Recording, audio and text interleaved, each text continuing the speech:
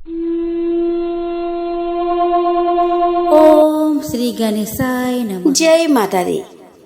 दोस्तों, श्री दुर्गा सप्तशती जिसे देवी महात्म्य या चंडी पाठ कहा जाता है, केवल स्तुति या कथा संग्रह नहीं है।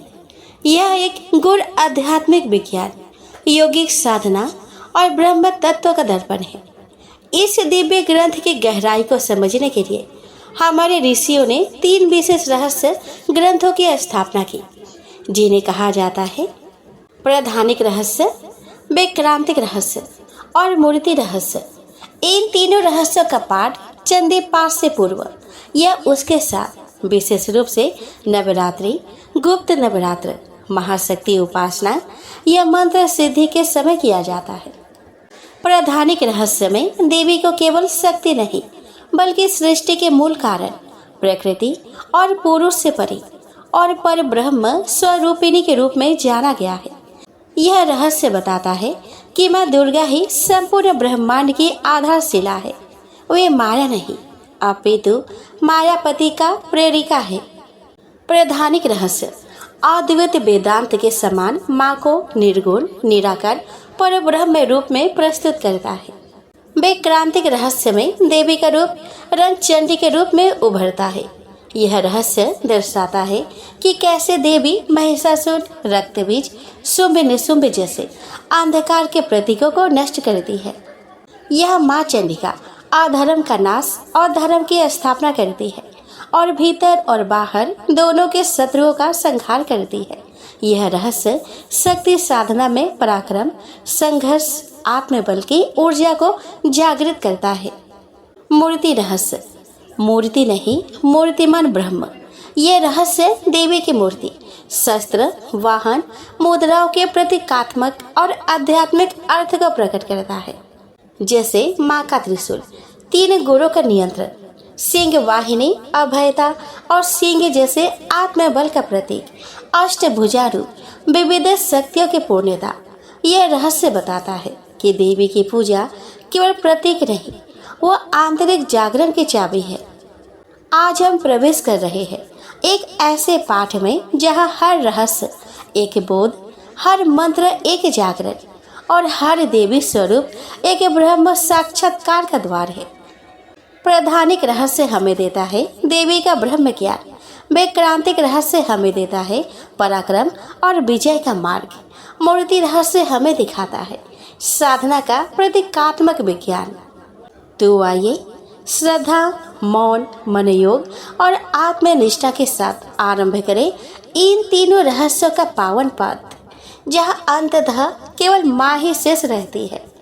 जय चंडिका, जय रहस्य रूपिणी भगवती, जय माँ दुर्गा। राजा बोले कि भगवान, आपने चंडिका के अवतारों की कथा मुझसे कही। ब्राह्मण, अब इन अवतारों की प्रधान प्रकृति का निरूपण कीजिए। द्विश्रेष्ठ, मैं आपके चरणों में पड़ा हूँ। मुझे देवी के जिस स्वरूप की और जिस विधि से आराधना करनी है वह सब यथार्थ रूप से बतलाइए। ऋषि कहते हैं कि राजन, यह रहस्य परम गोपनीय है, इसे किसी ने कहने योग्य नहीं बतलाया गया है, किंतु तुम मेरे परम भक्त हो, इसलिए तुमसे ना कहने योग्य मेरे पास कुछ भी नहीं है।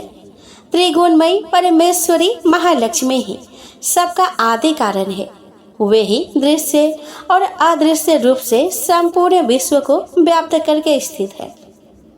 राजन, वे अपनी 4 भुजाओं में मातुलुंग यानी कि बिचौरे का फल, गदा, खेट यानी कि ढाल एवं पान पात्र तथा मस्तक पर नाग, लिंग तथा योनि इन वस्तुओं को धारण करती है।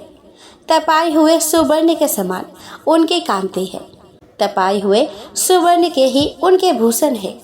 उन्होंने अपने तेज से इस शून्य जगत को परिपूर्ण किया है।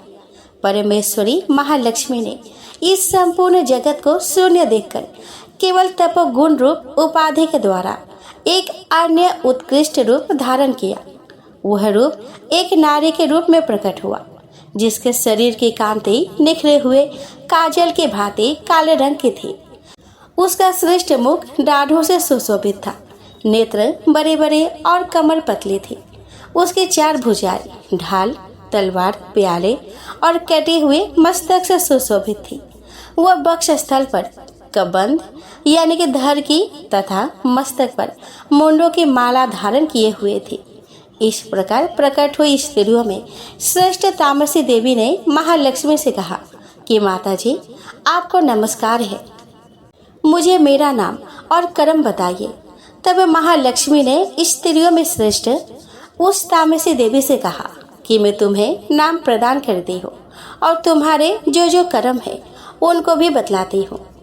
महामाया, महाकाली, महामारी, क्षुधा, त्रिषा, निद्रा, तृष्णा, एक वीरा, कालरात्रि तथा दुर्त्यया, यह तुम्हारे नाम है जो कर्मों के द्वारा लोक में चरितार्थ होंगे।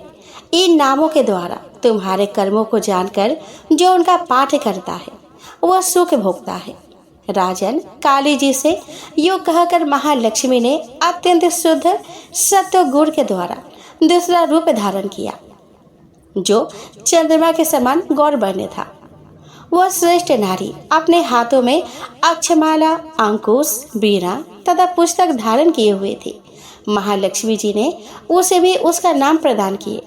महाविद्या, महाबारी, भारती, वाक, सरस्वती, आर्या, ब्रह्मी, कामधेनु, वेदगर्भा और धीश्वरी, ये तुम्हारे नाम होंगे। तदंतर महालक्ष्मी ने महाकाली और महासरस्वती से कहा, देवियों, तुम दोनों अपने अपने गुरु के योग्य स्त्री पुरुष के जोड़े उत्पन्न करो। उन दोनों से यह कहकर महालक्ष्मी जी ने पहले स्वयं ही स्त्री पुरुष का एक जोड़ा उत्पन्न किया। वे दोनों हिरण्य गर्भ, सुंदर तथा कमल के आसन पर विराजमान थे। उनमें से एक स्त्री थी और दूसरा पुरुष। तत्पश्चात माता महालक्ष्मी ने पुरुष को ब्राह्मण, विधे, विरिंच तथा धातः इस प्रकार संबोधित किया और स्त्री को श्री, पद्मा, कमला, लक्ष्मी इत्यादि नामों से पुकारा। इसके बाद महाकाली और महासरस्वती ने भी एक एक जोड़ा उत्पन्न किया। इनके भी रूप और नाम मैं तुम्हें बतलाता हूँ। महाकाली ने कंठ में नील चिन्ह से युक्त लाल भुजा, श्वेत शरीर और मस्तक पर चंद्रमा का मुकुट धारण करने वाले पुरुष को तथा गौर रंग की स्त्री को जन्म दिया। वह पुरुष रुद्र, शंकर, स्थानु, कर्पदी और त्रिलोचन के नाम से प्रसिद्ध हुआ तथा स्त्री के त्रयी, विद्या, कामधेनु, भाषा, अक्षरा और स्वरा ये नाम हुए। राजन, महासरस्वती ने गोरे रंग की स्त्री और श्याम वर्ण के पुरुष को प्रकट किया। उन दोनों के नाम भी मैं तुम्हें बतलाता हूँ। उनमें पुरुष के नाम विष्णु, कृष्ण, ऋषिकेश, वासुदेव और जनार्दन हुए तथा स्त्री उमा, गौरी, सती, चंडी, सुंदरी, सुभगा और शिवा इन नामों से प्रसिद्ध हुई। इस प्रकार तीनों युवतियां ही तत्काल पुरुष को प्राप्त हुई। पुरुष रूप को प्राप्त हुई। इस बात को ज्ञान नेत्र वाले लोग ही समझ पाते हैं। दूसरे अज्ञानी जन इस रहस्य को नहीं जान सकते। राजन, महालक्ष्मी ने त्रय विद्या रूपा सरस्वती को ब्रह्मा के लिए पत्नी रूप में समर्पित किया, रुद्र को वरदायिनी गौरी तथा भगवान वासुदेव को लक्ष्मी दे दी। इस प्रकार सरस्वती के साथ संयुक्त होकर ब्रह्मा जी ने ब्रह्मांड को उत्पन्न किया और परम पराक्रमी भगवान रुद्र ने गौरी के साथ मिलकर उसका भेदन किया। राजन, उस ब्रह्मांड में प्रधान महतत्व, आदि कार्य समूह, पंच महाभूतात्मक समस्त स्थावर जंगम रूप जगत की उत्पत्ति हुई। फिर लक्ष्मी के साथ भगवान विष्णु ने उस जगत का पालन पोषण किया और प्रलय काल में गौरी के साथ महेश्वर ने उस संपूर्ण जगत का संहार किया। महाराज, महालक्ष्मी ही सर्वसत्वमयी तथा सभी सत्वों की अधीश्वरी है। वे ही निराकार और साकार रूप में रहकर नाना प्रकार के नाम धारण करती है। सगुणवाचक, सत्य, ज्ञान, चित्त, महामाया आदि नामांतरों से इन महालक्ष्मी का निरूपण करना चाहिए। केवल एक नाम महालक्ष्मी मात्र से अथवा अन्य प्रत्यक्ष आदि प्रमाण से उनका वर्णन नहीं हो सकता। ऋषि कहते हैं कि राजन, पहले जिन सत्व प्रधाना त्रिगुणमयी महालक्ष्मी के तामसी आदि भेद से 3 स्वरूप बतलाए गए, वही सर्वा, चंडिका, दुर्गा, भद्रा और भगवती आदि अनेक नामों से कही जाती है। तमोगुणमयी महाकाल भगवान विष्णु की युग निद्रा कही गई है। मधु और केटव का नाश करने के लिए ब्रह्मा जी ने जिनकी स्तुति की थी, उन्हीं का नाम महाकाली है। उनके 10 मुख, 10 भुजाएं और 10 पैर है। वे काजल के समान काले रंग की है तथा 30 नेत्रों के विशाल पंक्ति से सुशोभित होती है। भोपाल उनके दांत और दाढ़ें चमकती रहती है। यद्यपि उनका रूप भयंकर है, तथापि वे रूप सौभाग्य, कांति एवं महती संपदा की अधिष्ठान है। वे अपने हाथों में खड्ग, बाण, गदा, शूल, चक्र, शंख, भुसुंडी, परीग, धनुष तथा जिससे रक्त चूता रहता है ऐसा कटा हुआ मस्तक धारण करती है। ये महाकाली भगवान विष्णु की दुस्तर माला है। आराधना करने पर यह चराचर जगत को अपने उपासक के अधीन कर देती है। संपूर्ण देवताओं के अंगों से जिनका प्रादुर्भाव हुआ था, वे अनंत कांति से युक्त साक्षात महालक्ष्मी है। उन्हें ही त्रिगुणमयी प्रकृति कहते हैं और वे ही महिषासुर का मर्दन करने वाली है। उनका मुख गौरा, भुजाएं श्याम, स्तन मंडल अत्यंत श्वेत, कटिभाग और चरण लाल और जंघा और पिंडली नीले रंग की है। अजय होने के कारण उनको अपने शौर्य का अभिमान है। कटी के आगे का भाग बहुरंगी वस्त्र से आच्छादित होने के कारण अत्यंत सुंदर और विचित्र दिखाई देता है। उनकी माला, वस्त्र, आभूषण तथा अंगराग सभी विचित्र है। वे कांति रूप और सौभाग्य से सुशोभित है। यद्यपि उनके हजारों भुजाएं हैं, तथापि उन्हें 18 भुजाओं से युक्त मानकर उनकी पूजा करनी चाहिए। अब उनके दाहिने ओर के निचले हाथों से लेकर बाईं ओर के निचले हाथों तक में क्रमशः जो अस्त्र है उनका वर्णन किया जाता है। अक्षमाल, कमल, बाण, खड्ग, वज्र, गदा, चक्र, त्रिशूल, परशु, शंख, घंटा, पास, शक्ति, दंड, चर्म, धनुष, पानपात्र और कमंडलू, इन आयुधों से उनकी भुजाएं विभूषित है। वे कमल के आसन पर विराजमान है, सर्वदेवमयी है तथा सबके ईश्वरीय है। राजन, जो इन महालक्ष्मी देवी का पूजन करता है, वह सभी लोगों तथा देवताओं का भी स्वामी होता है। जो एकमात्र सत्व गुण के आश्रित हो, पार्वती जी के शरीर से प्रकट हुई थी तथा जिन्होंने शुंभ नामक दैत्य का संहार किया था, वे साक्षात सरस्वती कही गई है। पृथ्वी पते उनके 8 भुजाएं हैं तथा वे अपने हाथों में क्रमशः बाण, मुसल, शूल, चक्र, शंख, घंटा, हल एवं धनुष धारण करती है। यह सरस्वती देवी जो निशुंभ का मर्दन तथा शुंभासुर का संहार करने वाली है, भक्ति पूर्वक पूजित होने पर सर्वज्ञता प्रदान करती है। राजन, इस प्रकार मुझसे महाकाली आदि तीनों मूर्तियों के स्वरूप बतलाए।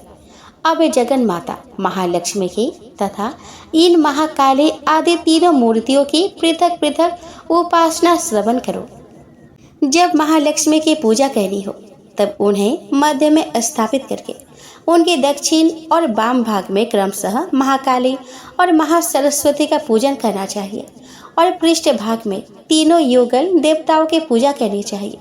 महालक्ष्मी के ठीक पीछे मध्य भाग में सरस्वती के साथ ब्रह्मा का पूजन करें। उनके दक्षिण भाग में गौरी के साथ रुद्र की पूजा करें और वाम भाग में लक्ष्मी सहित विष्णु का पूजन करें। महालक्ष्मी आदि तीनों देवियों के सामने निम्नांकित 3 देवियों की भी पूजा करनी चाहिए। मध्यस्थ महालक्ष्मी के आगे मध्य भाग में 18 भुजा वाली महालक्ष्मी का पूजन करें। उनके बाण भाग में 10 मुखों वाली महाकाली का तथा दक्षिण भाग में 8 भुजा वाली महासरस्वती का पूजन करें।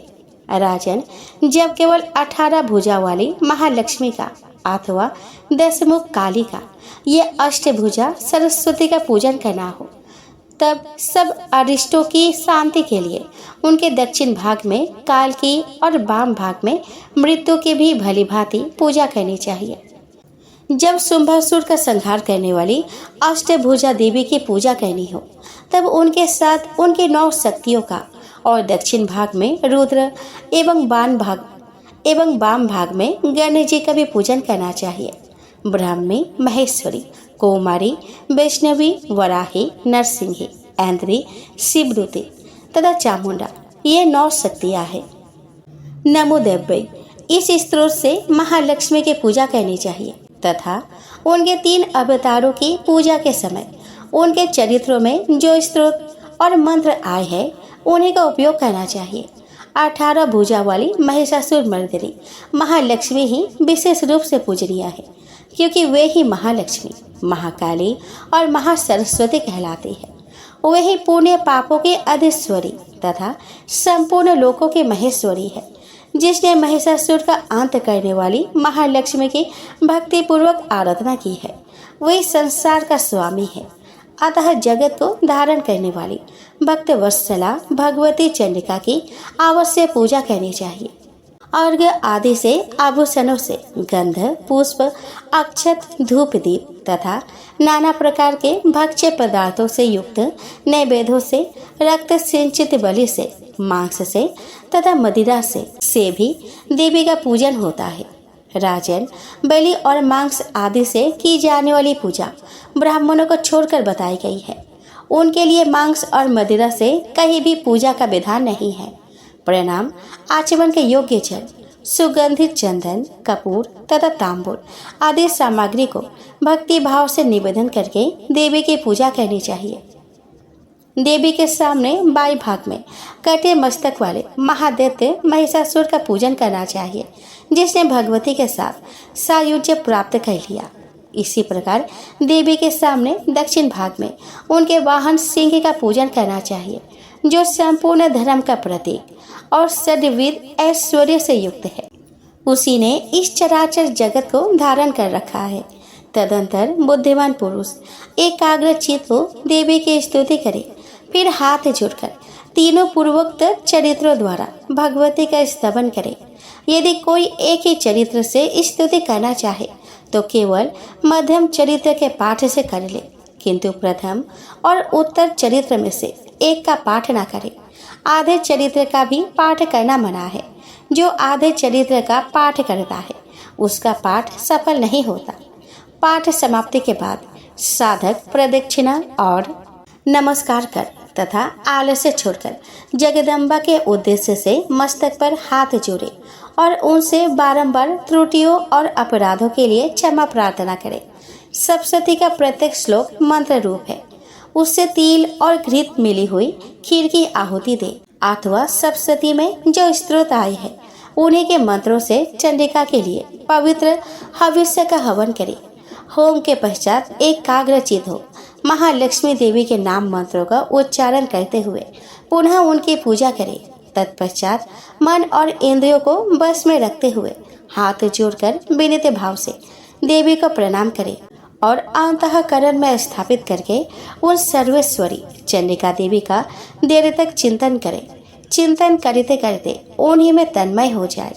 इस प्रकार जो मनुष्य प्रतिदिन भक्ति पूर्वक परमेश्वरी का पूजन करता है वह मनोवांछित भोगों को भोग कर अंत में देवी का सायुज्य प्राप्त करता है। जो भक्त वत्सला चंडिका प्रतिदिन पूजा नहीं करता, भगवती परमेश्वरी उसके पुण्य को जलाकर भस्म कर देती है। इसलिए राजन, तुम सर्वलोक महेश्वरी चंडिका का शास्त्रोक्त विधि से पूजन करो, उससे तुम्हें सुख मिलेगा। ऋषि कहते हैं कि राजन, नंदा नाम की देवी जो नंद से उत्पन्न होने वाली है, उनके यदि भक्ति पूर्वक स्तुति और पूजा की जाए तो वे तीनों लोकों को उपासक के अधीन कर देती है। उनके श्री अंगों की कांति कनक के समान उत्तम है। वे सुनहरे रंग के सुंदर वस्त्र धारण करती है। उनकी आभा सुवर्ण के तुल्य है। उनके श्री अंगों की कांति कनक के समान उत्तम है। वे सुनहरे रंग के सुंदर वस्त्र धारण करती है। उनकी आभा सुवर्ण के तुल्य है तथा वे सुवर्ण के ही उत्तम आभूषण धारण करती है। उनकी 4 भुजाएं कमल, अंकुश, पास और शंख से सुशोभित है। वे इंदिरा, कमला, लक्ष्मी, श्री तथा रुकमाम्बुजा सना आदि नामों से पुकारी जाती है। निष्पाप नरेश, पहले मैंने रक्तदंतिका नाम से जिन देवी का परिचय दिया है, अब उनके स्वरूप का वर्णन करूंगा। सुनो, वह सभी प्रकार के भावों को दूर करने वाली है। वे लाल रंग के वस्त्र धारण करती है। उनके शरीर का रंग भी लाल ही है और अंगों के समस्त आभूषण भी लाल रंग के हैं। उनके अस्त्र शस्त्र, नेत्र, सिर के बाल, तीखे नख और दांत भी रक्त वर्ण के हैं। इसीलिए वे रक्तदंतिका कहलाती और अत्यंत भयानक दिखाई देती है। जैसे स्त्री पति के प्रति अनुराग रखती है, उसी प्रकार देवी अपने भक्त पर माता की भांति स्नेह रखते हुए उसकी सेवा करती है। देवी रक्तदंतिका का आकार वसुधा के भांति विशाल है। उनके दोनों स्तर सुमेरु पर्वत के समान है। वे लंबे, चौड़े, अत्यंत स्थूल एवं बहुत ही मनोहर है। कठोर होते हुए भी अत्यंत कमनीय है तथा पूर्ण आनंद के समुद्र है। संपूर्ण कामनाओं की पूर्ति करने वाले ये दोनों स्तन देवी अपने भक्तों को पिलाती है।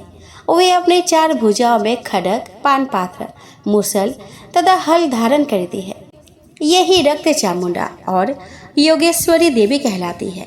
इनके द्वारा संपूर्ण चराचर जगत व्याप्त है। जो इन रक्तदंतिका देवी का भक्ति पूर्वक पूजन करता है, वह भी चराचर जगत में व्याप्त होता है। वह यथेष्ट भोगों को भोग कर अंत में देवी के साथ सायुज्य प्राप्त कर लेता है। जो प्रतिदिन रक्तदंतिका देवी के शरीर का यह स्तवन करता है, उसकी वे देवी प्रेम पूर्वक संरक्षण रूप सेवा करती है।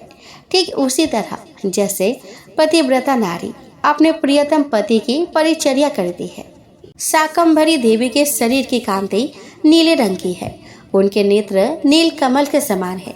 नाभि नीची है तथा त्रिवली से विभूषित उदर सूक्ष्म है। उनके दोनों स्तर अत्यंत कठोर, सब ओर से बराबर, ऊंचे, गोल, स्थूल तथा परस्पर सटे हुए हैं।